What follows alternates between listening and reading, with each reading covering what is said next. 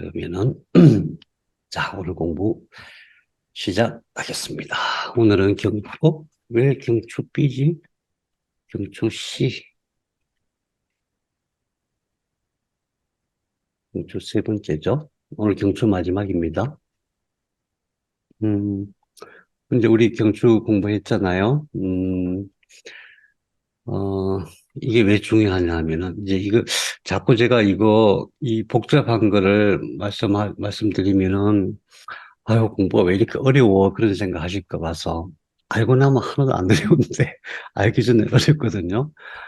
그래서, 좀 망설여지긴 하는데, 이게 왜 중요하냐면, 우리 보통 뒷머리 아프다, 목 어디가 아프다, 목 앞에 아프다, 어깨 아프다, 팔 아프다, 전부 100%이 문제입니다. 여기서 치료하는 거거든요. 그걸 잘 못해요. 병원에서도 잘 못하고, 개인들도 여기 문제라는 걸 잘 이해를 못해요. 그래서 오늘 간추려서 지난 시간에 대략 말씀드린 거지만은 제가 다시 한번 말씀드릴게요. 여기는, 일곱 개의 뼈가 있고 위에서부터, 어, 신경이 나오는데 우선 경추신경이 아닌 게 몇 개 있어요. 그거 한번 봐드릴게요. 경추신경이 아닌 게 뭐냐 하면은 이거는 설하신경이라는 신경이에요. 좀 다른 신경이에요. 그러니까 이게 1번 신경하고 이렇게 붙어서 나온다. 그 다음에 또 다른 신경이 하나 있는데 이거는 부신경이라는 신경이에요. 이건 뇌에서 나오는 신경이에요. 그래서 이것도 경추신경이 아니거든요. 그래서 헷갈리고 그 다음에 여기는 안 나와 있지만은 여기서 또 이게 뭐 여기 추골동맥 들어오는 여기서 또 이렇게 올라오는 신경이 있어요. 그거는 어, 내장신경, 간신경절, 장부를 담당하는 그 신경 쭉 올라오는 그 경로거든요. 이 세 개의 신경로를 제외하고 봐야 돼요. 그러면은, 그 세 개의 신경로를 제외했을 때에, 우리 이제 1번 신경이 어디서 나오냐 하면은, 선생님, 이 1번 신경이 여기서 나오는데, 여기서 보세요. 이렇게 나와가지고, 설화신경하고 겹친 다음에 예, 이렇게 내려와서, 어, 음, 이렇게 연결되거든요. 1번은. 그러면 이 신경이 이거 하나냐? 여기서 세 가닥으로 뻗고, 또 여기서 설화신경하고도 같이 가고 그러니까 목 안에 있는 모든 근육, 혈관, 뼈, 이런 거 다 관리하는 게 이거예요. 1번. 그래서 1번은 이런 구조를 아는 게 알되 1번은 전부 안으로 들어간다. 옆으로 나오는 게 아니고 안으로 들어간다. 그 안으로 들어간다 했을 때 신경 하나만 들어가는 게 아니고 그 신경이 들어가서 미세신경으로 쫙 퍼져 있는 거예요. 여기 보이는 신경은 우리가 해부했을 때 눈에 직접 보이고 손으로 만져볼 수 있는 신경이에요. 근데 이 신경이 들어가면은 쫙 퍼져가지고 세포 단위로 굉장히 세밀하게 관리를 한다. 이렇게 생각하셔야 돼요. 안으로 들어간다는 의미는 이 안쪽에 있는 모든 것을 다 관리한다. 그게 1번 신경이다. 그 다음에 2번 신경은, 2번 신경은 여기서 나오는데, 경추 1번과 2번 사이에서 나오겠죠. 여기서 나오는데, 2번 신경은 원래 이렇게 해가지고, 이게 주된 신경로예요. 주된 신경로. 그런데, 그런데 이게 2번 신경이 1번 신경하고도 이게 연결되고, 그죠? 그 다음에 또 3번 신경하고도 이렇게 연결이 돼요. 여기서 이렇게 연결되죠? 그러니까 이 신경은 뭐냐 하면은 한 줄 나와갖고 자기 혼자 단독적으로 일을 하는 게 아니고 여러 개의 신경이 서로 협력한다고 생각해야 돼요.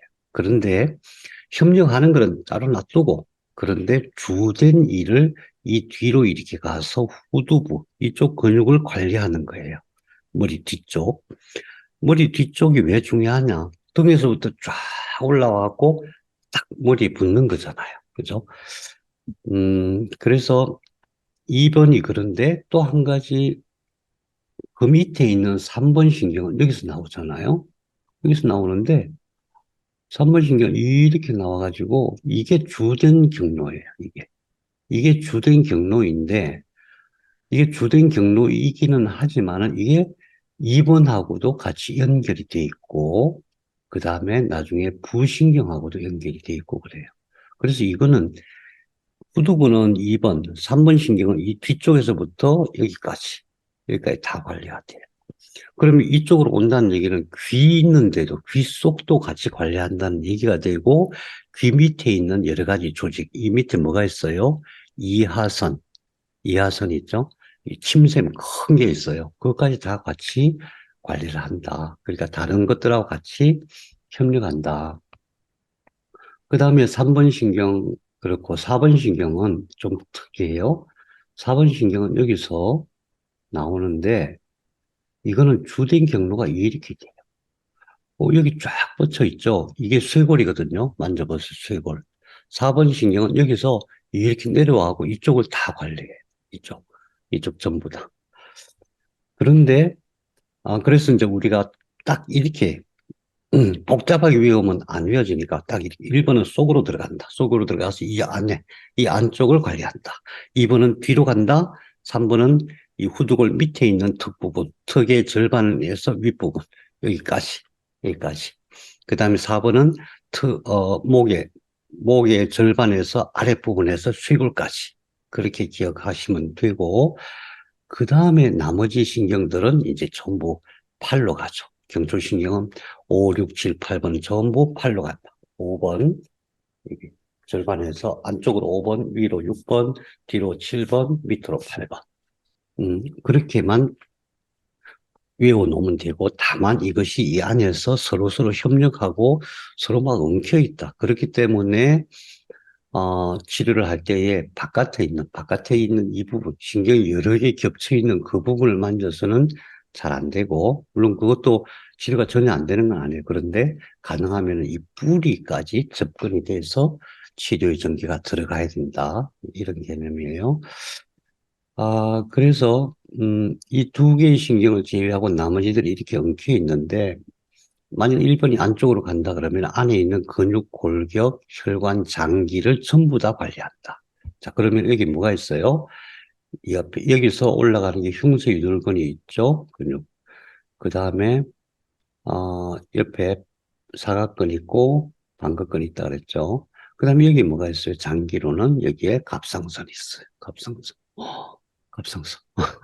갑상선과 연결되어 있는 여러 가지 근육과 그 혈관, 이런 골격까지 다 이것들이 관리를 한다. 근데 이 선 하나가 가서 관리하는 게 아니고 이 밑에 그림 보면은 이거는 신경이 아니고 이거는 혈관이에요. 모세혈관. 우리 몸에 있는 혈관을 한 사람의 혈관을 쫙 연결하면은 길이가 얼마나 되는지 아세요? 길이가 10만 킬로미터입니다. 10만 킬로미터. 지구를 2바퀴 반 돌아요. 내 몸에 있는 혈관이. 그렇게 미세혈관이 굉장히 많고 실제로는 미세혈관이 다 일을 하는 거예요. 그러면은 신경은 이렇게 이제 이렇게 그 조사된 바는 없지만은 신경도 이와 유사할 정도로 미세혈관이 꽉 차 있다. 이렇게 봐야 됩니다. 미세혈관들이 굉장히 여기 세세하게 분포되어 있다. 그것들이 관리한다. 그래서 방향만 알면은 된다. 그런 말씀을 드리고 오늘은 경추로 인해서 나타나는 통증의 본질이 뭔지, 왜 통증이 생기는지, 그 통증의 본질이 뭔지, 그 다음에 통증을 어떻게 관리해야 될지, 평소에 우리가 왜 이런 문제가 생기는지에 대해서 아주 중요한 지식을 공부할 거예요. 여러분들이 나중에 치유자의 길을 가게 되면은 제일 많은 환자가 누구냐 하면은 목뼈로 인한 통증, 목뼈, 경추 디스크, 그 다음에 어깨 통증 이거예요. 전부 100% 목에서 나옵니다. 100% 경추신경으로 치료하는 거예요. 잘 몰라요, 사람들이. 그 다음에 두 번째로 허리 디스크거든요. 통증은. 근데 우리는 이제 젊은 사람들은 잘 모르는데 나이 드신 분들은 그 통증이 덜 있기 때문에 엄청 고통스러워요. 엄청. 통증이 그냥 뭐 계속 일어나기 때문에. 그리고 통증이 뭐 잠시 왔다 가는 거는 괜찮은데 약 먹어도 안 되고 치료가 안 되고 이러면은 정말 사는 게 힘들어요. 그래서 그 문제, 핵심을 알고 나면은 아주 간단한 문제예요. 자, 그래서 제일 중요한 거. 척추는 이렇게 생겼는데, 제일 중요한 거, 경추는 이렇게 휘어 있다. 휘어 있는 걸 전만이라고 해요. 앞으로 휘어 있다. 그런 뜻이죠. 전만, 경추는 전만. 이렇게 돼야 된다. 전만이 안 돼서 병이 오는 거예요. 그래서 척추는 이런 형태로 있어야만 제대로 역할을 하는데, 경추는 앞으로 휘어야 된다. 흉추는 뒤로 휘어야 된다. 요추는 또 앞으로 휘어야 된다. 그래서 경추 전만, 흉추 후만, 요추 전만 이렇게 얘기를 해요. 이게 중요해요. 이 개념. 그럼 이거 하나하나를 떼어서 보면 어떻게 되냐면은 이 뒤에 우리가 손을 댔을 때 만져지는 부분이 이 부분이에요. 이 뼈. 극돌기라고 하죠. 옆에 있는 걸 횡돌기라고 해요. 그 다음에 그 안에 이거예요. 그 안에 동글동글한 뼈들이 큰 것들이 있죠. 이 주치예요. 그 다음에 이 뼈와 이 뼈 사이에 공간이 있고 여기에 척수가 있는 거예요. 척수가 뭐죠? 뇌하고 똑같다 그랬죠. 모든 것의 관리자, 신경관이 커져가지고 분화해가지고 생긴 게 척수고 이 안에 나비같이 생긴 것들이 신경세포 핵이 모여 있는 거고 이것이 모든 것을 관리한다.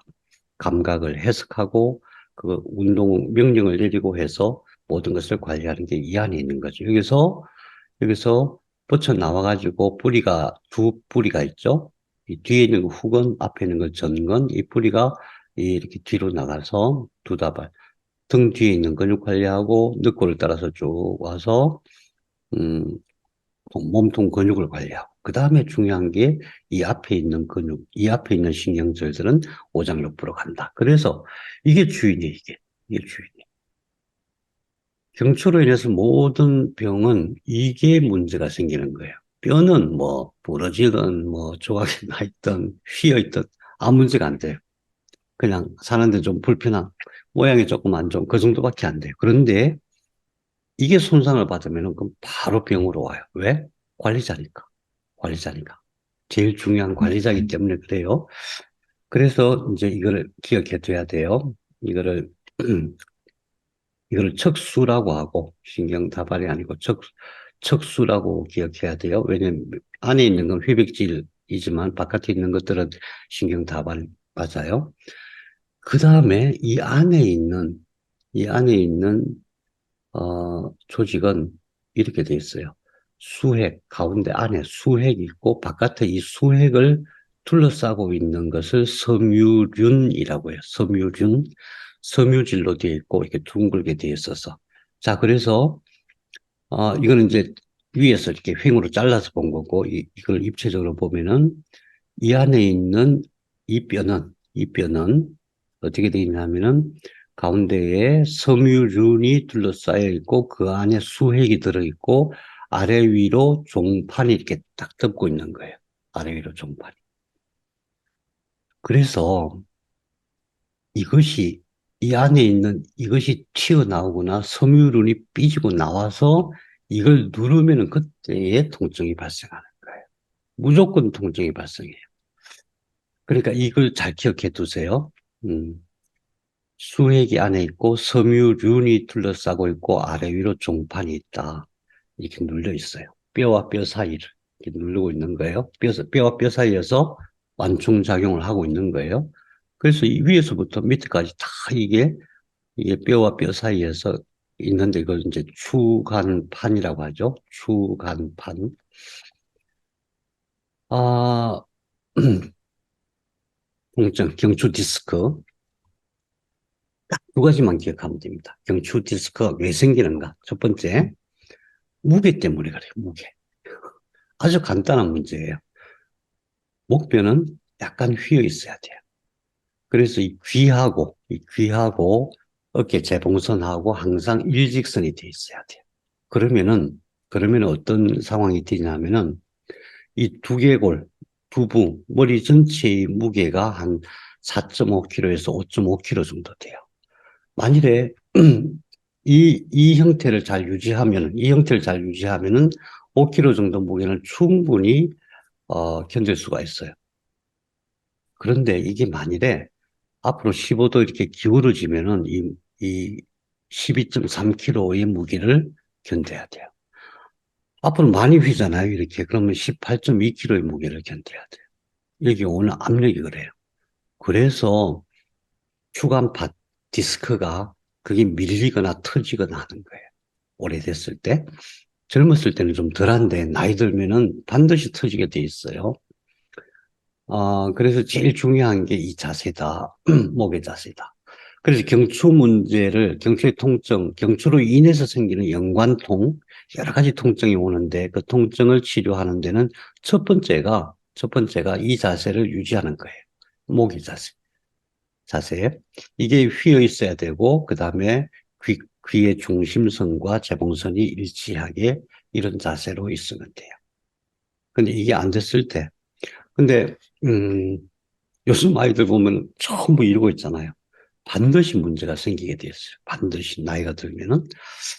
어떤 급격한 충격이 없었다고 하더라도 이런 자세는 반드시 경추 디스크를 유발하는데 그걸로 인해서 굉장히 다양한 병이 와요.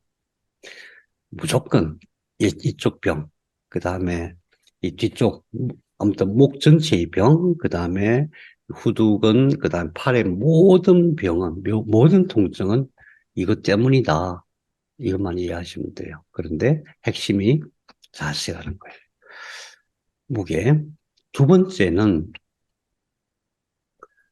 뇌가 1.4kg예요. 뇌의 무게가 1.4kg인데 뇌 척수액이 이렇게 감싸고 있어요. 그래서 뇌 척수액이 적절하게 잘 감싸져 있고 양이 부족하지 않고 흐름이 원활하면은 이게 25g밖에 못 느껴요. 딱 감싸고 있어요. 그래서 경추에 전혀 무리가 안 가요. 그런데 만일에 뇌 측수의 흐름이 원활하지 않거나 어딘가에 막혀 있으면은 이게 엄청 무거워져요. 뇌가 엄청 무거워져요. 우리가 이렇게 누워있을 때 이렇게 들어보면 알아요. 누워있을 때 이렇게 들었을 때 아주 가벼우면 괜찮은데 안 그러면은 굉장히 무겁게 느껴져요. 그러면 뇌측수액이 막힌 거예요. 뇌측수액이 막히면은 뇌에도 아주 심각한 문제가 생기지만은 무엇보다도 경추에 무리를 줘요. 뇌척수액은 여기 뇌실 여기서 만들어지고 매일 450ml씩 만들어지는데 그게 항상 150ml가 유지가 돼야 돼요. 지난번 우리 척추 구조했을 때에 중심관이 있고 척수의 중심관 가운데 구멍이 있고 그다음에 바깥에 세 개의 막이 있는데 바깥에 있는 것을 경막, 그다음에 지주막, 안에 있는 것을 연막이라고 하고 지주막과 중심관에는 뇌척수액이 흐른다 그렇게 말씀드리는데 제가 뭐라고 그랬냐면 이거 굉장히 중요한 지식입니다 이렇게 말씀드렸어요. 그래서, 중심관과 지주막의 뇌측수액이 원활하게 잘 흘러야 돼요. 머리만 아니라 이게 척수 전체를 다 흐르거든요. 그래서, 뇌와 척수를 보호하고, 정화하고, 또 필요한 물질을 전달하고, 그렇게 하는 게 바로 뇌척수액이에요. 뇌척수액. 뇌척수액이 막히면은 경추가 무리가 간다. 그럼 뇌측수액이 어떤 식으로 흐르는지 한번 보세요. 보입니까?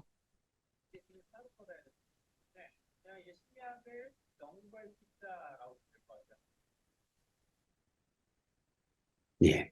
뇌측수액이 이렇게 뇌 전체와 척수 전체를 이렇게 흘러요. 음, 굉장히 중요한 내용입니다.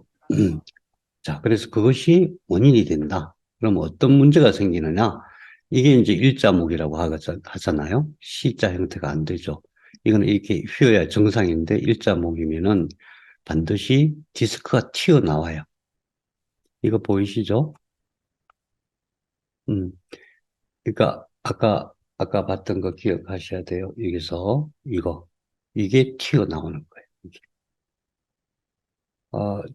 이거예요. 이게 튀어나오면은 뭐가 문제가 돼요? 척수를, 경수를 누르게 되죠. 경수를 누르면 100% 엄청 불편해. 저리고 아프고 막 그래요.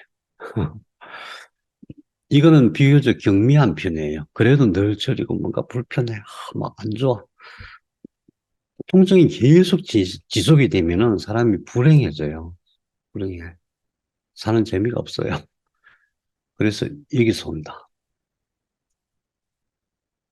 그러니까 두 가지 각도 문제, 그 다음에 리척수의 흐름 두 가지 문제. 그 두 가지로 해결을 할 수 있는 거예요. 좀 더 이제 자세한 사진을 보면은 이게 섬유륜이죠. 섬유륜. 이 안에 척수가 있고 수핵이 있고 이 안에 그 위에 이제 종판이 덮여 있는데 이게 종판을 떼낸 상태의 모습이에요. 그래서 이게 눌리거나 문제가 생겼을 때 이게 섬유륜을 뚫고 나와요.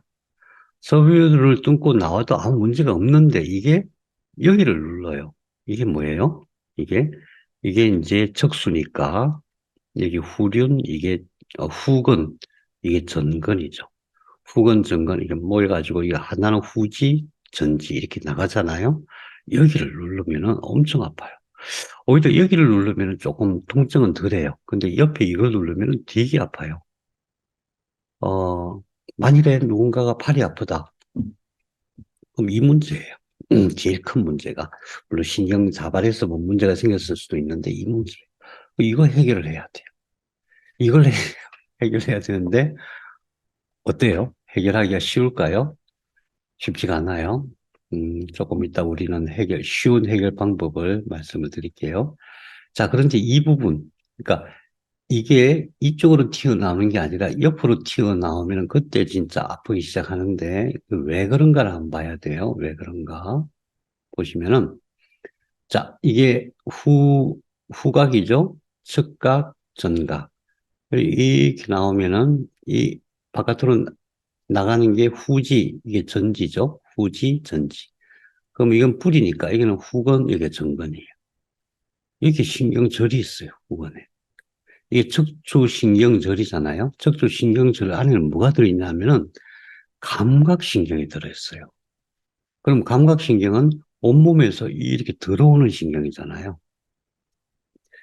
감각 수용체에서 어떤 느낌을 가지고 들어오는 거잖아요. 얘는 어디에 민감하냐면은 온도, 그 다음에 촉각, 그 다음에 통각, 또 진동, 길이, 이런 것을 느끼는 신경이거든요.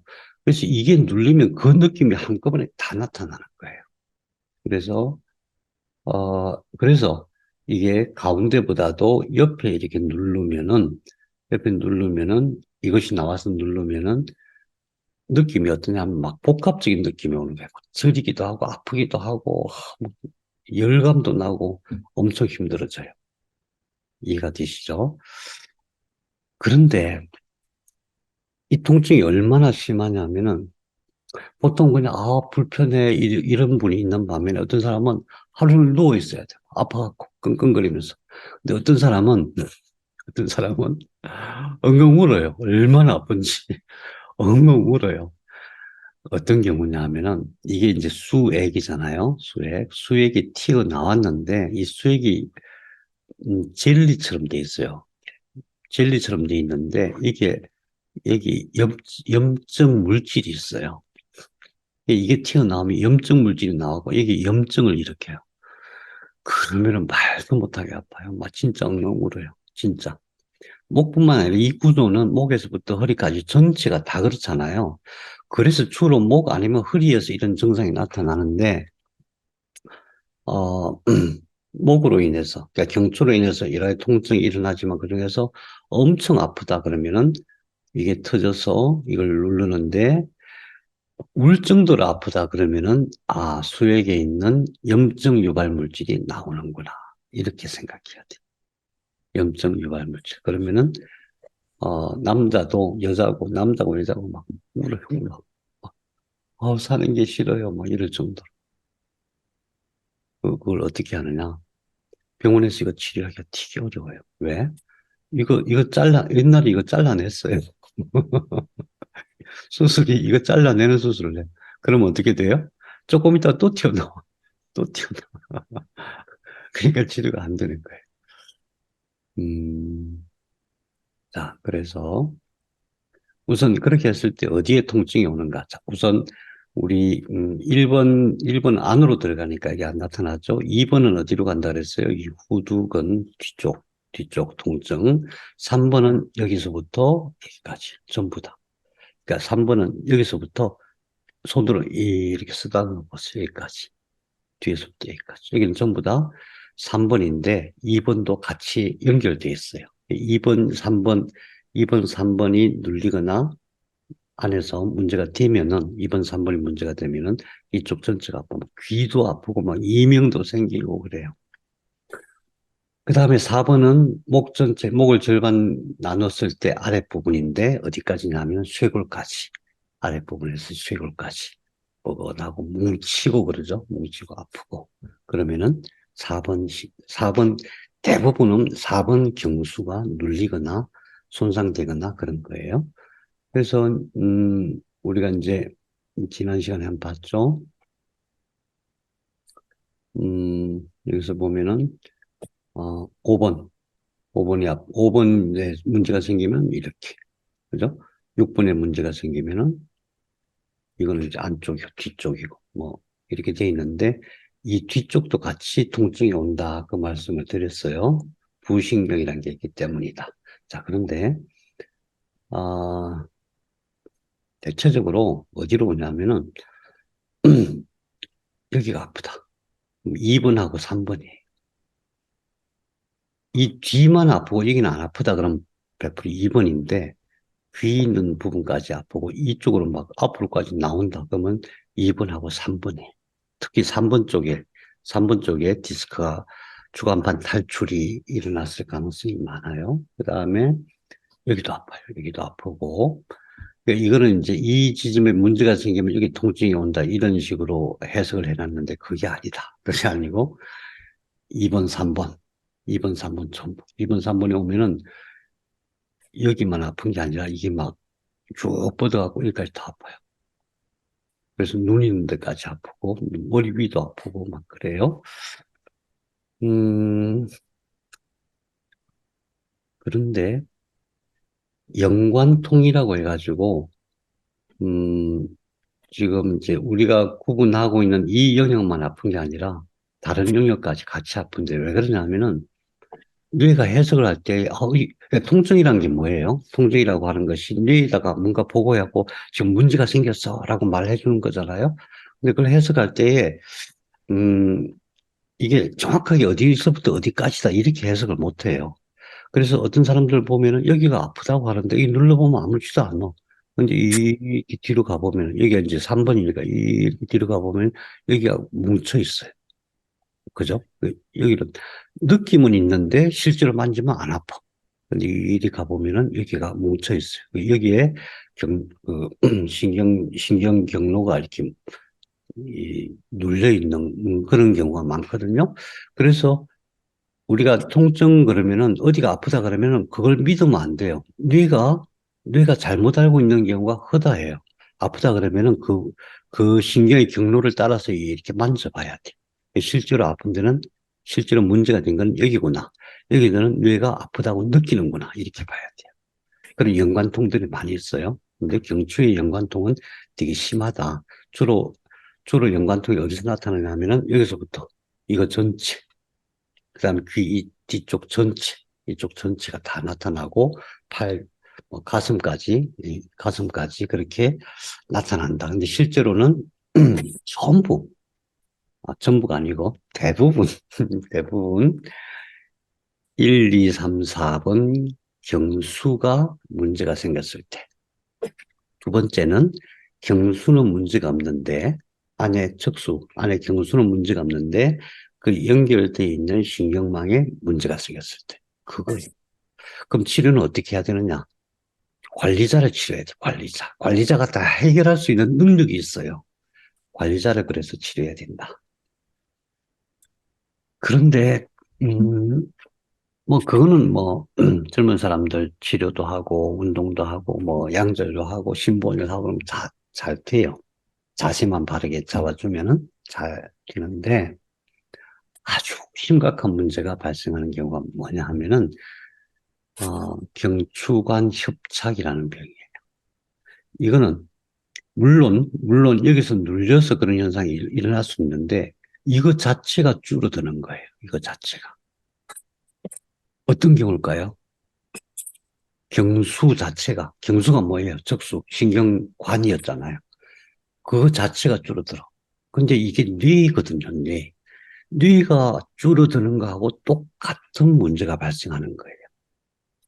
그 자체가 줄어들면은 이 경추관 협착증, 흉추로 가면 흉추관 협착증이 되고 요추로 가면 요추관 협착증이 되겠죠. 어쨌든 그 전체를 다 합하면 척추관 협착증이라고 해요. 어쨌든 지금 목이니까 경추관 협착증이라는 것은 뭐냐 하면은 뭐가 눌리든 안 눌리든 어떤 원인에 의해서든 간에 이게 줄어드는데 60대가 되면은 80% 이상이 줄어들어요. 80% 이상이. 90대가 되면은 거의 90%가 줄어들어요. 어떻게? 60이 되기 전에 이거 안 줄어들게 무슨 조치를 취해야 되는 거잖아요. 왜? 이게 줄어들면 어떻게 되는 거예요? 관리자인데 여기서 모든 걸 다 관리하잖아요. 경추는 여기서 목 전체, 팔 전체를 관리하잖아요. 만일에 이게 밑에 있다면 장부 전체까지 다 관리하는 건데 거기가 줄어들면 어떻게 되겠어요? 말 그대로 난리가 나는 겁니다. 말 그대로 전반적인 관리가 안 되는 거예요. 예를 들면 이게 요추에서 이런 현상이 나타나면은 어기적 걷게 돼요. 이상해, 통증도 없고 별 문제가 없는데 잘 걷지를 못하겠어. 무슨 얘기예요? 다리를 관리하는 요추 그 자체가 줄어든 거예요, 세포가. 그러면 이제 지금 경추니까 경추에 있는 경수가 줄어들면은 관리자 자체가 줄어들었으니까 관리자 자체가 일을 못하니까 보통 문제가 아닌 거거든요. 그래서 이것은 노화라고 봐야 돼요. 노화, 아, 노화 현상이라고 봐야 돼요.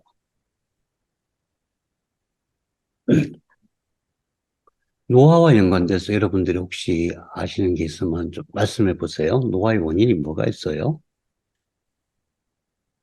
노화라고 하는 것은 첫 번째가 아니라 기본적으로 세포 문제, 세포가 노화된 거예요. 그럼 늙는다고 하는 것은 병든다는 거하고 비슷한 의미예요. 노화가 되면 병이 자꾸 생겨.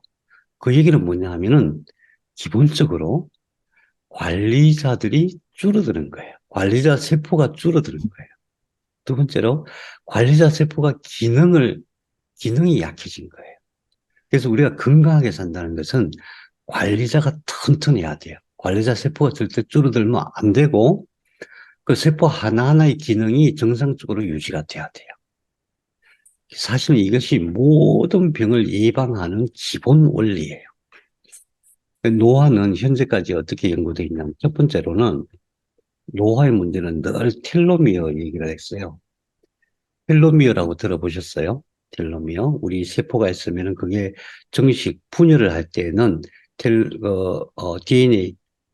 DNA가 쫙 풀어져 가지고 그 두 배로 늘어나서 핵이 두 개가 되었고 두 개가 되는 거잖아요.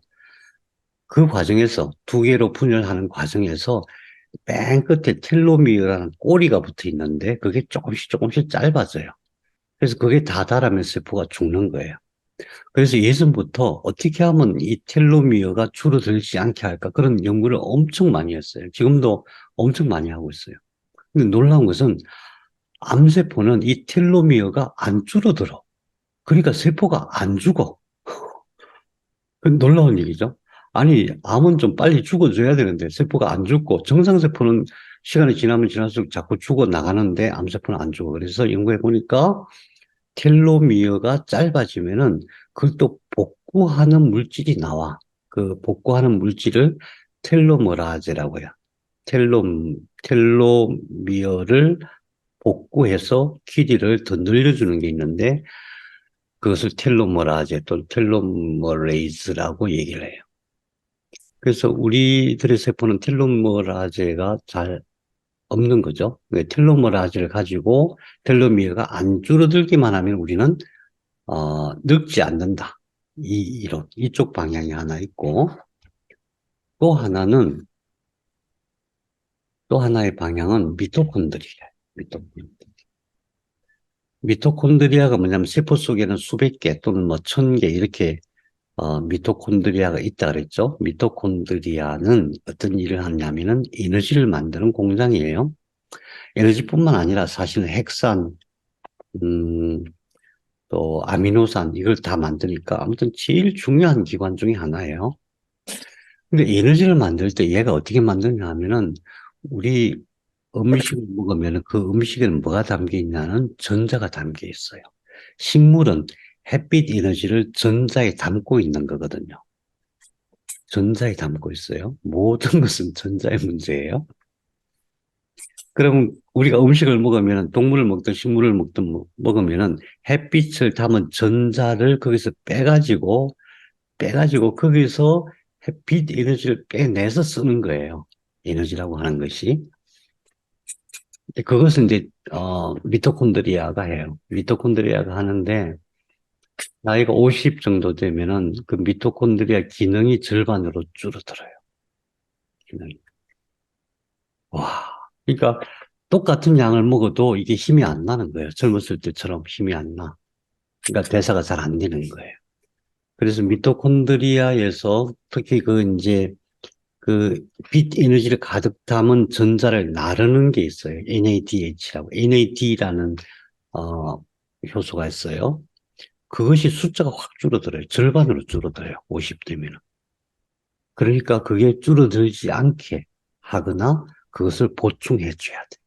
그 보충해 주는 게 NAD가 줄어들지 않고 보충해 주는 게 NMN이라는 약이에요. NMN 기억해 두세요. 어, NMN이라는 약인데 이거 쉽게 구할 수 있어요. 현재는 쉽게 구할 수 있는데 앞으로는 조금 구하기 어려워질 것 같아요. 현재까지는 그냥 건강기능식품으로 팔리는데 아마 미국에서 이것을 약으로 지정하려고 하고 있어요. 어, 앞으로 이제 우리가 약을 만들 때 나중에 약을 만드는 연구도 같이 우리가 하기로 해요. 그때 NMN 원재료를 구해가지고 그걸로 약을 같이 만드는 일을 하면 좋겠어요. 자, 그 다음에 세 번째, 노화 문제. 지금 노화 문제 얘기하는 거죠. 노화는 관리자 세포가 축소되는 거예요. 관리자가 뭐예요? 뇌와 척수. 노화와 관련돼서 이 문제를 생각하는 사람은 제가 한 번도 못 봤어요. 한 번도 못 봤어요. 이렇게 중요한데. 어, 그러니까 우리가 생각할 때에 뭔가 몸에 뭔가 다른 사람 같지 않아. 힘이 안 나. 이거는 뭐냐 하면 전부 이 세 가지로 인해서 세포 수가 줄어드는 거예요. 또는 세포의 기능이 약해지는 거예요.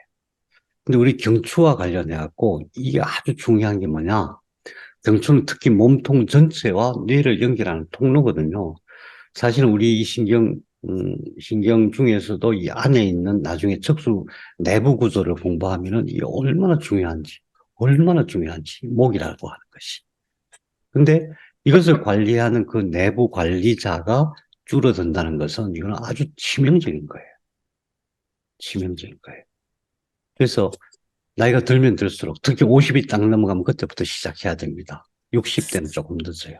50대부터 이 세 가지 텔로미어가 쉽게 줄어들지 않게 하고 미토콘드리아의 기능이 제대로 활성화되도록 하고 그 다음에 순간 뇌의 세포들이 줄어들지 않게 하고 이걸 50대부터 꾸준히 하면은 제가 장담하는데 아마 80, 90대도 우리 그런 사람 가끔 보죠. 연세가 많으신 할머니인데 막 얼굴이 곱고 따님하고 같이 가는데 동생이 있어요? 뭐 이러고 그런 사람도 있죠. 있어요. 이런 경우 아니에요. 네. 그래서 이 안에 있는 이것이 제일 중요한 거다. 다시 말해서 관리자가 척소안이라고 우리가 간단하게 말하는 그 관리자가 제일 중요한 것이고 그것이 건강한 것이 건강의 기본이다. 거꾸로 얘기해서 그것을 튼튼하게 하는 것이 치료의 핵심이다. 그것이 어떤 안 좋은 영향을 받아서 손상되고 있을 때 또 눌리고 있을 때 그때에 그것을 회복시켜 주는 것이 치료다. 특히 이제 우리 다음 시간부터 흉추하겠지만은 특히 이 목과 팔과 관련돼서는 다른 거 하나도 없다 이거다. 제가 참 희한한 현상을 보는데 저 이거 공부 늘 하거든요. 하는데 만일에 엄지손가락이 뭐 문제가 생겼어. 그러면은 당연히 그죠? 몇 번이에요? 6번이잖아요. 5번과 6번, 6번. 특히 6번 경추신경을 체크를 해야 되잖아요. 이렇게 대충 만져보면 느낌이 와요. 딱딱 굳어 있거나, 이게 문제가 생겼구나 느낌이 올 정도인데, 이것만 치료하면 되는데, 근데 손이 항상 열이 가는 거야, 이제. 여기가 아프다 그러니까. 여기를 자꾸 치료하려고 뭘 애를 쓰게 돼요. 공부하신 분들도 그렇더라고요. 그래서 철저하게, 철저하게 목과 팔의 문제는 전부 음, 경추신경의 문제다. 특히 그 중에서도 이 안에 있는 경수가 손상되거나 디스크로 인해서 이게 눌리거나 또는 이 세포 자체가 줄어들면은 뭐 치명적인 통증이 온다. 그래서 어떻게 할 것인가? 여러분, 정성근 교수님이란 분을 기억해 두시기 바랍니다. 이분 제 책도 쓰고 그러셨는데 이분이 서울대 정형외과 교수님이세요. 한국에서 서울대 교수님 그러면 뭐 최고의 권위자로 알려져 있죠. 이분도 이제 유튜브도 많이 나오세요. 책도 많이 쓰고 그러셨는데 이분이 주장하는 건 그거예요. 아주 심할 때가 아니면 정말 수술하지 않으면 안 되는 그런 경우가 아니라면은 간단하다 이거 간단하다. 한번 보세요. 자세 교정의 목표는 찢어진 목 디스크를 붙인 상태로 유지해 피부의 상처가 스스로 아물듯 디스크가 스스로 낫게 하는 것이다. 목 통증은 허리 통증보다 더 잘 낫는 편이다. 기계적인 로드가 적기 때문에 5kg만 되고 여기는 한 60kg 맞추고 또 몸쓸 일이 많고 해서 그런데 목 디스크가 잘 안 낫는 경우가 하나 있어요. 눈으로 뭔가를 응시하는 동안에는 목 주변의 근육이 힘을 씁니다. 그 힘이 디스크를 살짝 누르는 힘이 오랫동안 계속되면요 디스크 찢어집니다. 컴퓨터 오래 하는 사람은 목 디스크 생깁니다. 아무리 좋은 자세라도 아무리 좋은 의자에 이렇게 올려도 네. 그래서 30분에 3분 정도는 눈 감고 쉬어라고 이야기하죠. 네. 우선 첫 번째 중요한 것은 이게 이제 디스크는 이게 터득인 거잖아요. 여기서 찢어져 갖고 이게 여기 있는 경수를 누르는 거잖아요. 그러면 여기가 터져져 있으니까 목을 이렇게 뒤로 젖히면은 이게 눌려 갖고 붓는다는 거예요. 붓는다는 거예요. 찢어진 디스크가 여기가 이제 섬유륜이잖아요. 그쪽을 이렇게 가만히 눌러주면 붓는다는 거예요. 음, 여러분 이걸 기억해 보세요. 칼에 비었어요. 그럼 살이 이렇게 찢어지죠. 그러면 어떻게 해야 돼요? 풀로 붙이나요? 음, 이게 서로 맞닿도록 꼬매거나 테이프를 붙여 놓으면은 이게 회복이 돼요. 찢어지지 전 상태로 회복이 되는 거예요. 세포는 이것도 세포예요, 세포. 물렁뼈라고 하지만 이것도 세포거든요. 세포를 이렇게 닿았으면 증식이 되게 돼 있어요. 그러니까 여기서 찢어져 가지고 이 안에 있는 수액이 흘러나와서 경수를 누를 때 또는 수액에 있는 염증 물질이 이 척수신경절로 침범해갖고 통증이 극심할 때에 뭘 해야 되냐? 이걸 눌러줘야 된다는 거예요. 근데 목 디스크는 이렇게 하면은 이 디스크가 눌려진다는 거예요. 그래서 이걸 자주 해주면 낫는다. 믿기세요? 이게 무슨 의미냐면 다른 방법이 별로 없어요. 디스크를 치료하는 다른 방법이 별로 없어. 이걸 잘라낼 거예요. 어떡할 거예요? 꾸밀 거예요. 어떡할 거예요? 그래서 이제 이런 방식으로, 교정의 목표는 그래서, 찢어진 목 디스크를 붙인 상태로 유지해 예. 그래서 이 피부의 자세를, 상처가 스스로 아물듯 예, 스스로 아문다는 거예요. 스스로 아무는 거예요, 원래. 모든 게 그래요. 어떤 치료법 그런 게 있어요. 막 되게 통증이 심할 때 그 근육을 찾아서 그 근육에 붙어 있는 뼈 있죠. 뼈. 거기를 가만히 눌러줘요. 가만히 눌러주는 걸 계속하면 그게 나아요. 그러니까 세포는 스스로 회복하는 능력이 있기 때문에 목 디스크를 치료하는 가장 중요한 핵심은 이런 자세를 자주 해가지고 목만 하면 잘 안 되니까 이렇게 자주 해가지고 목 디스크를 눌러서 그게 치료하게 하면 된다 이거고 또 한 가지는 이게 음 이게 목에 무리가 안 가도 목 디스크가 찢어지는 경우가 있는데 그때 언제냐 눈으로 뭔가 계속 보고 있을 때라는 거예요.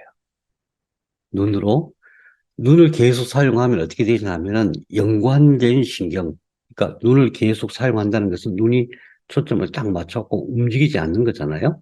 그럼 이 목이 안 움직이게 해야 되잖아요. 그래서 이 근육들이 전부 긴장이 돼 있는 상태예요. 그게 오래 지속이 되면 계속 그런 생활을 하게 되면은 목 디스크가 찢어져서 튀어나온다는 얘기예요. 그래서 30분 만에 한 번씩은 쉬어줘야 돼요. 그러니까 눈을 사용하지 않아야 된다는 뜻이에요. 눈을 사용하면은 이 근육들이 긴장돼. 왜? 눈이라고 하는 것은 우리가 본다고 하는 것은 이 초점을 맞추는 작업이거든요. 그래서 초점을 맞추려면 이 머리도 고정돼야 되고 이 눈동자가 계속 움직이거든요. 이걸 초점을 계속 맞춰야 되기 때문에 모든 근육이 긴장하게 돼 있어요. 그래서 30분마다 한 번씩은 책을 보든 텔레비를 보든 컴퓨터를 보든 휴대폰으로 뭘 하든 간에 30분에 한 번씩은 이렇게 먼 산 쳐다보고 또 이런 운동하고 그렇게 해야 된다. 굉장히 중요하다. 서울대 정형외과 교수님이 이 두 가지 핵심이라고 말씀을 하시는 거예요. 자, 그래서 자세가 제일 중요한데 첫 번째, 이런 자세는 안 된다. 언제? 목 디스크가 생겼을 때, 통증이 생겼을 때 절대 옆으로, 앞으로, 뒤로 턱을 이렇게 당기는 것 전부, 이거 미는 것 전부 안 된다. 평소에는 이 정도 괜찮죠? 괜찮아요. 아무튼 아는데 경추 디스크가 생겼을 때 또는 이 주변에 팔을 포함해서 이 주변에 통증이 생겼을 때는 이런 운동을 하면 안 된다. 어떤 자세로 해야 되느냐? 세우고 귀하고 이게 제공선이 일치되게 하고 그래서 목뼈가 C자로 돌아올 수 있도록 해야 된다. 특히 우리 운전할 때 중요해요. 운전할 때 이 의자를 약간 뒤로 빼잖아요. 이렇게 하잖아요. 그럼 어떻게 되냐면 이렇게 돼야 돼. 그래서 이렇게 되면은 목 디스크 반드시 생기게 돼 있어요. 그래서 운전할 때 특히 어떤 자세? 여기는 앞으로 휘어야 되고, 여기는 뒤로 휘어야 되고, 여기는 앞으로 휘어야 되고. 경추 전만, 흉추 후만, 요추 전만. 이 자세를 반드시 유지해야 돼요. 의자에 앉았을 때도 마찬가지고, 항상 그래요. 어, 의외로 너무 간단하고 쉬운데, 그것 때문에, 그걸로 인해서, 경추가 망가져서 받는 그 고통은 말도 못하게 심해요. 말도 못하게. 특히 나이가 들면 들수록 그래요. 그래서 이제 맥켄지 신전 동작이라고 얘기하는데 이런 운동을 권해요. 앉아서 귀 똑바로 하고 그 다음에 전만, 경추 전만, 흉추 후만, 요추 전만 자세를 유지하고 거기서 뒤로 고개를 젖히는 거죠. 고개를 젖히면 어떻게 돼요? 목 디스크 찢어진 부분이 이렇게 닿아서 회복이 된다. 근데 이것을 자주 자주 해준다. 이 사람은 팔을 이렇게 좀 이렇게 해도 되고 또 위로 올려서 이렇게 해도 돼. 중요한 점은 이때에 이렇게 했는데 아파 아파도 참으면서 해야지. 절대 그렇지 않아요? 이게 어느 정도, 뒤로 젖혔을 때 아프다 그러면은 그 아프기 전 정도까지, 그때까지만 해야 돼요.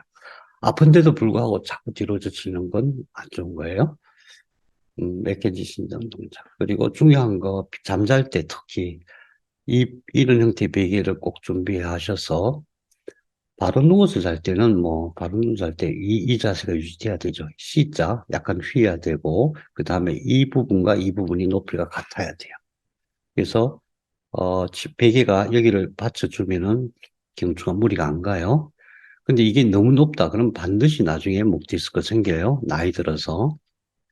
이게 높게 하는 게 굉장히 안 좋고, 특히 옛날 분들 이렇게 바닥에 아무것도 안 깔고 하는데 그것도 안 좋아요. 어, 침대도 매트리스가 없으면 안 됩니다. 딱딱한 바닥에 자면 좋다. 절대 그렇지 않습니다. 잠잘 때 이렇게 자는 게 아니라 옆으로 자잖아요. 그때도 마찬가지로 척추가 휘지 않도록 이 높이를 맞춰서, 베개 굉장히 중요합니다. 왜?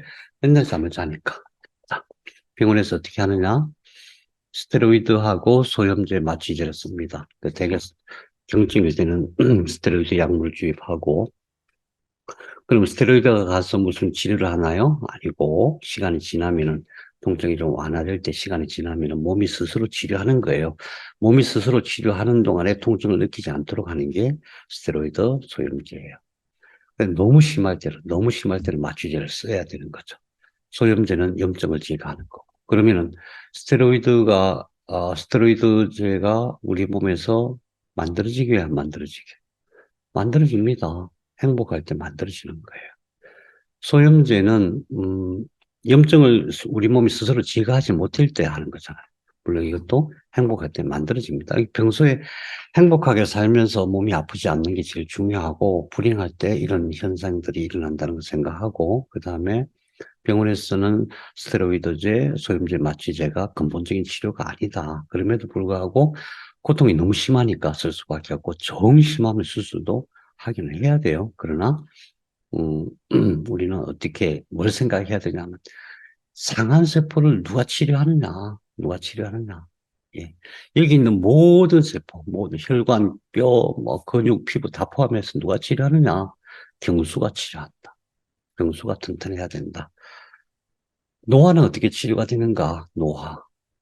음, 이거 앞으로 우리가 깊이 공부할 문제죠. 아까 제가 세 가지 말씀드렸어요. 텔로미어, 그 다음 미토콘드리아 강화하는 거, 그 다음에 관리자의 세포가 줄어들게 하는 거. 예. 이것이 저는 신부온열기와 양절기가 제일 효과가 좋다 이렇게 말씀을 드려요. 저희가 아마 11월 둘째 주쯤 가게 될 것 같습니다. 조금 더 제가 여러분하고도 상의를 해서 날짜를 정하겠지만은 갈 때에 이번에 장비를 다 준비해서 갈 수 있도록 빌어주시기 바랍니다. 자, 여러분 오늘 여기서 마치는데 감사합니다. 수고하셨고요. 내일 모레 또 뵙겠습니다. 다들 수고하셨습니다. 수고하셨어요. 수고하셨습니다. 네, 네. 고맙습니다.